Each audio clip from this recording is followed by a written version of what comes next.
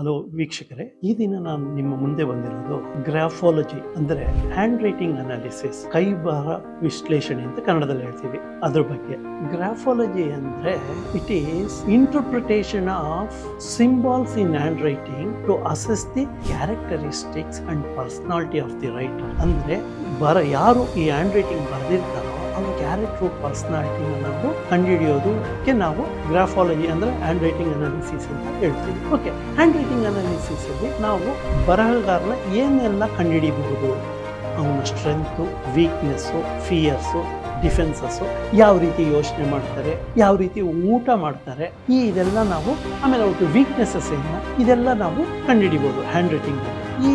ಇದೆಲ್ಲ ಕಂಡುಹಿಡಿಯೋದು hand writing ಆದ್ರಿಂದ ನಾವು ರೈಟಿಂಗ್ ಮಾತ್ರ ತಗೋತೀವಿ, ಯಾರು ಬರೆದವರು ಅಂತ ನಾವು ನೋಡಲ್ಲ. ಓಕೆ, ನೆಕ್ಸ್ಟು ಇದರಿಂದ ಏನು ಅಡ್ವಾಂಟೇಜು ಅಂದರೆ ಅವ್ರ ಸ್ಟ್ರೆಂತು ವೀಕ್ನೆಸ್ ಅವ್ರಿಗೆ ಗೊತ್ತಾಗುತ್ತೆ, ಅವ್ರ ಶಾರ್ಟ್ ಕಮಿಂಗ್ಸ್ ಇದು ಅನಲೈಸ್ ಮಾಡುವಾಗ ಕೆಲವು ಸಲ ಅನ್ಪ್ಲೆಸೆಂಟ್ ಟ್ರೂತ್ ಅಬೌಟ್ ದೆಮ್ಸೆಲ್ವ್ಸ್ ಅಂತ ಅವ್ರ ನ್ಯೂನ್ಯತೆಗಳು ಅವ್ರಿಗೆ ಗೊತ್ತಾಗುತ್ತೆ, ಅದನ್ನು ಅವರು ಕರೆಕ್ಟ್ ಮಾಡ್ಕೋಬಹುದು.